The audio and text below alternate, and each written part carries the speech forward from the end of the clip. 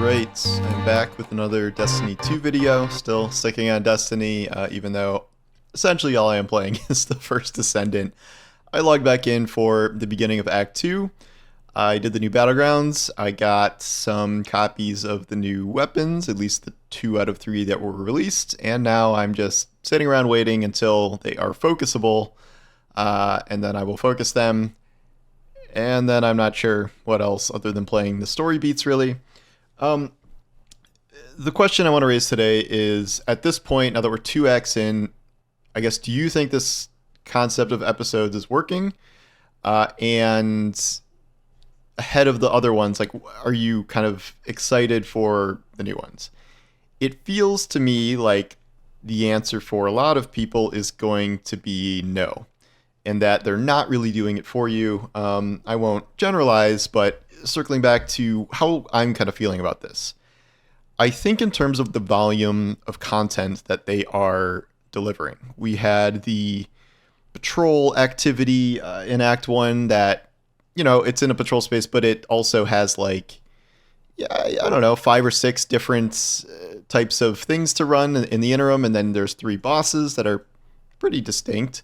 And then there's the time trial speedrun thing that sort of just stands by itself, and I have not done that more than once because it takes a certain amount of like okay teammates to do that effectively. I did it once, and that was enough for me.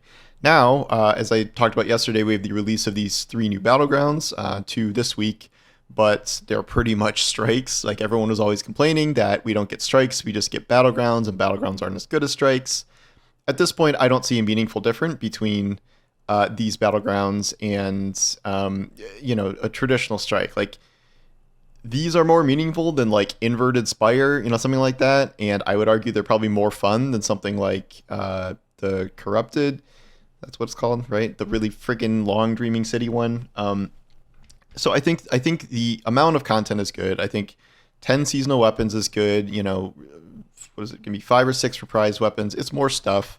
Kind of has to be more stuff given that we're cutting an entire season from the year. But yeah, I think a lot of other things are not working. The story of the season, I don't think is very good. This was my concern, that it's not just being post-final shape and not really having something specific to do after the Witness, but I have never really been compelled by almost any Vex storylines. I think it is incredibly hard to write Vex storylines given the whole hive mind thing, even though they are kind of moving away from the hive mind thing and giving some Vex agency and giving the Vex like a real human-ish leader that hasn't really kicked into gear yet. Like, we're on, now we're 7 weeks into the season and we still don't really know anything about the conductor other than that it exists.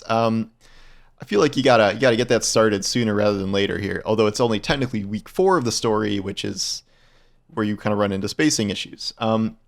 I think the return of Failsafe has been great. Love to see Failsafe dialogue again, but everything else, like Saints Existential Crisis, not great. And that's kind of really the only dramatic thing right now. Everyone's just like confused about what the Vex are doing and who the conductor is, and that's sort of all, where we are right now. I think one of the biggest issues that we're all kind of talking about now is timegating. We were talking about this before when the story, ended temporarily after 3 weeks. There were enough complaints about that where Bungie took notice, and they are changing things for episode 2, where all of the story beats will drop at once in a specific week at the beginning of an act, and then there will be 5 weeks of nothing if you decide to do it all at once, which I don't think that's better per se. I know this is something a lot of people were complaining about, and people thought that you'd be able to like kind of do everything at once, and this was getting rid of time gating. I don't really like either of these options. Neither of these feel particularly good to me. The 3 weeks on, 3 weeks off thing is pretty jarring. It's just very strange to like stop and start the story to this degree. I think this next thing is going to be worse because I think a lot of people, like anyone who cares probably, is going to probably get through the story in that first week. I think it's going to be kind of weird to stack this all on top of each other because, keep in mind that these story things are usually like maybe one story mission every so often, and then a bunch of like running the seasonal activity a bunch of times. So what are they just going to stack like 3 sets of 3 steps where it's, running the seasonal activity in between like actual story content. Like I don't know. I don't think that's going to feel great, nor do I think like 5 weeks off is going to feel good either. People are asking me like, all right, well, what do you do then? I did not mind the time gating of at least the seasonal story content where it was like 6, 7, 8, sometimes 9 weeks of story content in a row. I thought it was pretty good logging in a season. Like if we have to do the seasonal model, which we do, I did not mind that format, or at least it feels better than these 2 new formats. Could you do that here? There's 9 weeks of story content. Likely, maybe there's a 10-week finale or something. And how long are episodes now? 4 months. So, you would have a long tail at the end of the season is the point. But you sort of just do what you're doing with seasons, where you have the holiday events, you have maybe an exotic mission or a dungeon release, hopefully at some point, or something to kind of fill that space. And like everyone is sort of used to dead time at the end of the season. However, there's also other time gating where the decision this week to not only are they time gating weapons between acts, which, okay, not amazing, but like I sort of get it.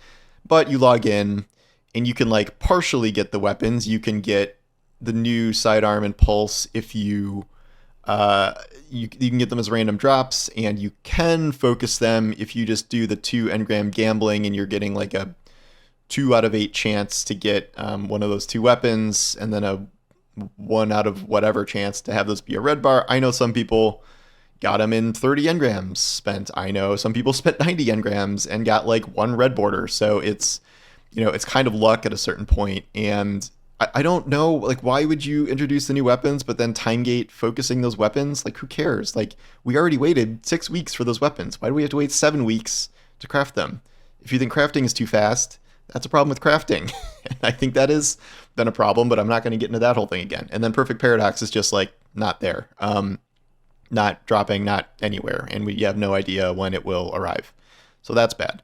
But back to what I was saying about like the seasonal structure, like, okay, I just want, the best thing is just an extended version of old seasons. But this is sort of the problem where I don't think anyone really wanted an extended version of old seasons, nor do I think many people wanted this current weird broken up version of old seasons, in that like all of this still feels like old seasons. And they were promised to sort of shake up in terms of storytelling, and it allows them to do more stuff. And again, I think the volume of content is there so far, and allegedly we're getting this like giant exotic mission that's supposed to be one of their biggest, and like, but I think the structure of the season is not landing for people. But also, in general, I do think what I was worried about happening is happening. And I was assuming Final Shape would be good. It is better than I thought it would be. I think it actually went really well. But I predicted that even if that was true, that there would no doubt be a really, really significant drop-off pretty shortly after. Because this is the end of a 10-year saga, essentially. And like, even though Destiny is continuing, it's continuing in this very weird form with episodes for the rest of the year, and then this unclear Frontiers thing happening for next year. But the numbers are falling fast. I've been looking at this chart here of everyone loves their friggin' Steam numbers, including me, obviously. But like it's useful for what I'm trying to demonstrate here. Where I'll put the graphic on the screen, but like, Lightfall was the all-time peak for players on Steam at 316,000. And, that was end of February, carrying into March, still had 313, like around, release. Then once that kind of wrapped up, in April, it dropped to 142,000 peak players. And then over time, yes, Destiny did drop to all-time lows, the all-time being in February with just 46,000 peak concurrent players. But then Final Shape really did, perform as the surge I think they wanted it to. It did not pass Lightfall. It was 314 concurrents, 314,000. But I think we can all agree it would have been a lot higher on launch day if it actually, worked. That was the big issue, where it was so hard to log in and play. on launch day, and it was almost impossible for hours and hours and hours. Many people gave up. I think it easily would have passed Lightfall, but then that makes the drop that happened next even more significant. So that dropped from 314. Let's estimate it could have been 350 or something if it was working. I think it could have gotten to 400 personally, but then in July, so far, the concurrent peak is down to 101,000 players, I think on average, which is 40,000 less than the end of Lightfall. That is a very, very sharp drop, very quickly, and I'm not sure. Given that Echoes launched at the same moment as the final shape, essentially like a week later, I don't think it's going to get higher over the next however many 2.5 months, 2 months, 3 months, whatever's left at this point, and we will likely see lower valleys because of how long these are.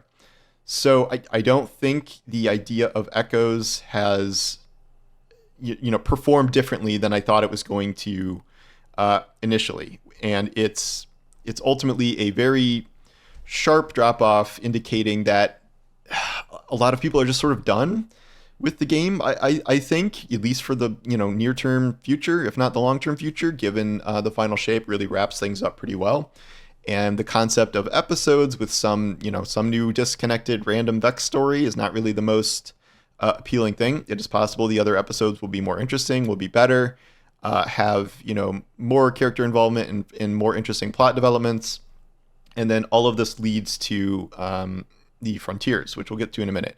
I am also willing to say that at least some part of this can be due to competing games. Maybe there are more competing games now than there were back after Lightfall's launch, but one of those being obviously the Elden Ring DLC, which was very widely played.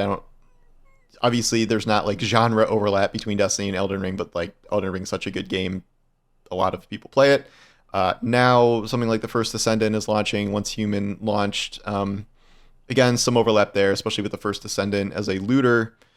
That's that performed really well as a free-to-play game, but like I don't know if it doesn't seem to me like that's responsible for some huge Destiny plummet by itself. Anecdotally, yes, I am playing that a lot more than Destiny, but it's a combination of factors, and that big of a drop that quickly is somewhat concerning.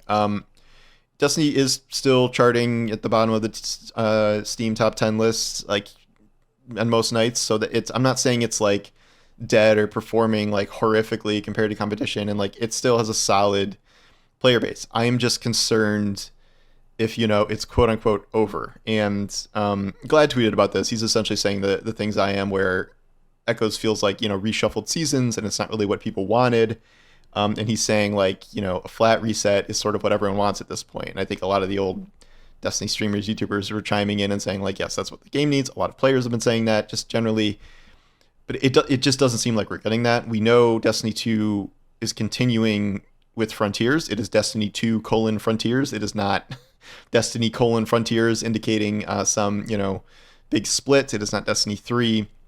My best guess of what Frontiers will be is that it is probably going to continue the expansion episode model, but it's going to be a different pathway, in that I do think the idea that we're leaving the system, that after the last episode we're going to take the Dreadnought out and go explore. My guess is that this will turn into an expansion model where the new destination in each expansion for, I don't know, a couple years will be something outside of the system. In a perfect world, I think we would have gotten a Destiny 3 where all of the new destinations, if it launches with 4 or 5 destinations or whatever, all of those would have been worlds outside the system that we've never been to before. But that's not what's happening. That's, if we are getting a Destiny 3, if it is starting early development, that's years away. I'd say that's easily 3 or 4 years away, if not more, considering they are still simultaneously developing expansions and episodes, and at a much higher volume than they ever were in the Activision era, where it was like game, expansion, sequel, because that's like what Activision demanded. Or were there 2 expansions? I don't know. It was a very short turnaround, is the point, and we had much smaller DLC things. We had a lot smaller seasons compared to the huge volume of content we get now. I think everyone forgets that. So I don't know if that's really, it will be cool to leave the system, but will that respark an interest if everything sort of remains the same? We're in the same engine, it's the same sort of structure, same sort of farming loop. Like, will it ever recapture, I guess, the magic? Or, is it even possible to reach these highs again? And, what lies ahead in the future? And we just don't know. Like, that is my guess about Frontiers, but we have no solid information. They had the live stream that was just about what's coming in the episodes. And this episode is not starting off the most strong. I think the other one premiering could be better. I think especially the Hive one, returning to the Dreadnought, that seems like that would be very appealing. But right now, like, we are seeing this really sharp decline. And I think players are seeing both that this does not feel meaningfully different than Seasons, like maybe a little more content, but structure's the same. Time gating is worse. And one of the biggest complaints about Seasons was the time gating in many aspects. But the alternative of just stacking everything at the beginning of something that's not like a great option either. So I guess we'll see how it goes with episode 2 in the Axe. But anyway, I think that's where we're at. I'm welcome to your own thoughts on this, as I think it's a pretty complicated issue, and I feel like we all feel a bit rudderless at the moment, and maybe it is time to just branch out more than usual, I would say, as opposed to, just grinding the same stuff over and over again. And while that is a core part of Destiny, it no longer feels like we're really building toward something in the same sense. Like, this is like a rising thing toward this big confrontation. It's like, well, yeah, we don't know what we're doing. We have no idea what we're doing from here, and there's no clear direction of what's sort of next. I think Destiny is still a hugely important franchise. I think it's still very important to Sony. We can go into the whole like Bungie thing eventually, but I think it is going to be very, very difficult for Marathon to break through in the multiplayer shooter space. Not because I think Marathon will be bad, but because it is very, very hard to break into the multiplayer shooter space in this era where everyone is playing games from 8 years ago and they don't want to play new ones, even if they are pretty good. There's a lot of positive feedback about Concord. I would be amazed if that does long-term significant numbers, even if it is mechanically good. I thought something like the finals would be doing a lot better. Very hard to break through is the point. We'll get into that a different time, but thank you for watching, and I'll talk to you soon. Take care.